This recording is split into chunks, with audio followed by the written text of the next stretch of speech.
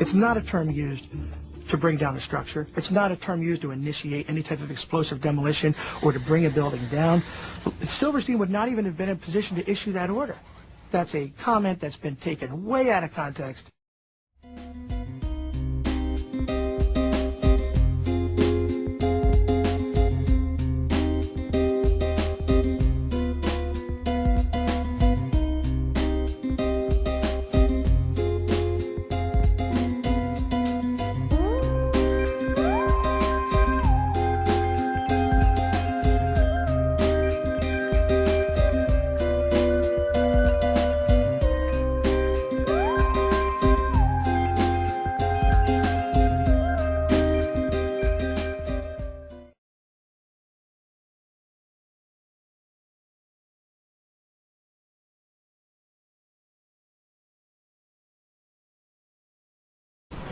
Conspiracy theories love a vacuum, and Building 7 is a major focus precisely because initially there wasn't as much evidence and there wasn't as much known about what really happened in World Trade Center 7, and the investigators were open and honest about the fact they just didn't know as much about it.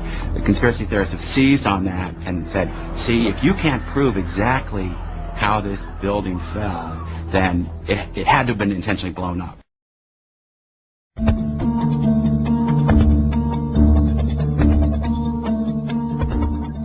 The building came down with all the characteristics of a classic controlled demolition.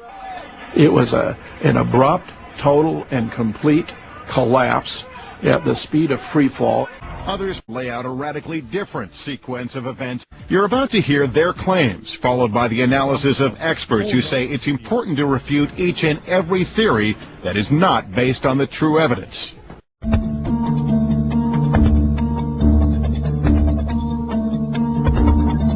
There seems to be this theory that there were these various agencies that I guess had paperwork or things on their computers that needed to be utterly destroyed by manner of destroying the entire building. That seems like quite a long way to go to take out a couple of computers or file cabinets, but in the conspiracy theory realm, that's the sort of stuff that passes for a good idea.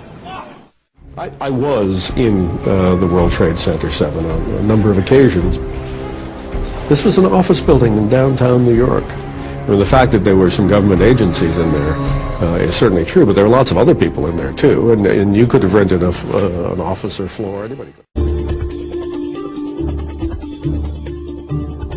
Building 7 housed the Office of Emergency Management, which was the office designed by Jerome Howard to deal with New York during a terrorist attack. From hurricanes and heat waves to bioterrorism, New York City is gearing up for the worst. We've got PD, fire, EMS. The emergency exercise was staged with local, state, and federal officials on hand to help identify the source of the outbreak. A hypothetical outbreak caused by a deadly biological agent had been released by unknown terrorists somewhere in New York City. Tell them to expect notification from us. We may ask them to close the It wasn't the first time New York City ran an exercise reacting to a potential crisis, but it was the first to be run out of the city's new $13 million high-tech emergency operations center. The city is better prepared than it ever has been in its history. The new facility is located in downtown Manhattan, across the street from the World Trade Center's Twin Towers. The command center on the 23rd floor is bulletproof and bomb-resistant, with its own air supply and generators. It's linked to city airports, the Coast Guard, and the Pentagon. Computers will soon have detailed blueprints of every major building in New York City, as well as evacuation routes. Hurricanes and heat waves would be handled here, as well as terrorist attacks. Particularly when it comes to biological terrorism, no city is where we're at. Shortly after the bombing of the World Trade Center, New York City scrapped its existing emergency plans and began writing new ones.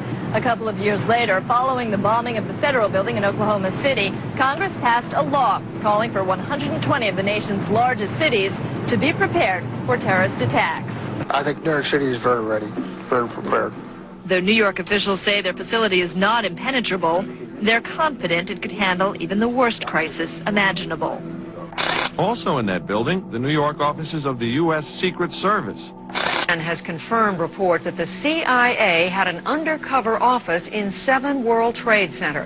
One of the buildings destroyed along with the Twin Towers September the 11th. U.S. official tells CNN the office was involved in counterterrorism and counterintelligence. The official says no CIA employees were killed in the collapse.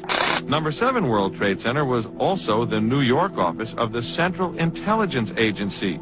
The CIA ordered the building surrounded by FBI agents shortly after it collapsed. It housed the offices of the Securities and Exchange Commission, the joint FBI-CIA counterterrorism group that ironically tracked bin Laden. It was a spook house filled with intelligence officials.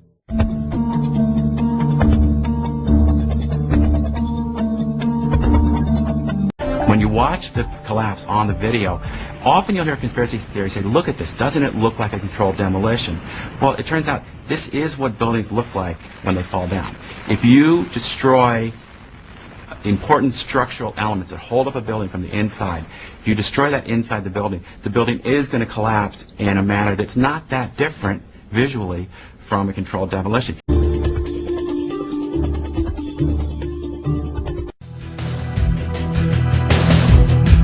What do falling buildings look like? What do demolitions look like?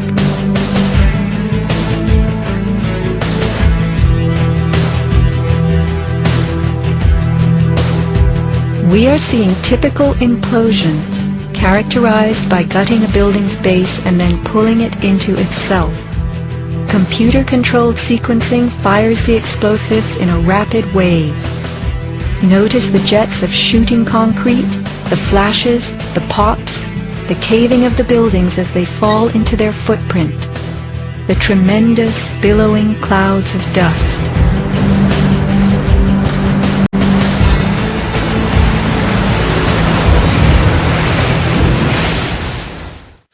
May 4th, 1988, the First Interstate Bank, a 62-story building in Los Angeles, California, suffered a 3.5-hour fire which burned across 5 floors and caused an estimated $200 million of damage. It did not collapse. February 23rd, 1991, the One Meridian Plaza, a 38-story building in Philadelphia, suffered an 18-hour fire which burned across 8 floors. The fire caused an estimated $100 million worth of damage and 3 firefighters died fighting it. It was later described by officials as the most significant fire of the century. It did not collapse. October 17, 2004, the East Tower of the Park Central complex in Caracas, Venezuela suffered a 17-hour fire which spread across 26 of its 56 floors. It did not collapse.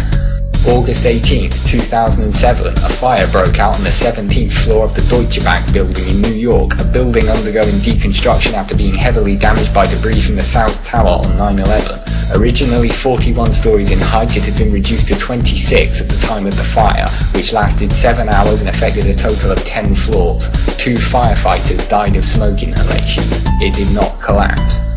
On 9/11 itself, 5 World Trade Center, a 9-story building east of the North Tower, was engulfed in flames after sustaining heavy damage from falling debris.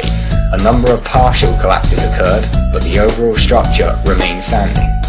February 9, 2009, the Mandarin Oriental Hotel in Beijing was completely engulfed in flames for more than 3 hours during the Lunar New Year celebrations. The fire affected all 44 floors, igniting fireworks as it burned. 1 firefighter died fighting it. It did not collapse. February 12, 2005, the Windsor Tower in Madrid suffered a severe fire on its upper floors for more than 24 hours. This building had 32 stories, 29 above ground and 3 below. It was framed primarily in reinforced concrete with steel perimeter columns supporting the floors above the 17th. The steel columns did collapse, but the collapse events were spread over a period of several hours. The rest of the structure remained standing.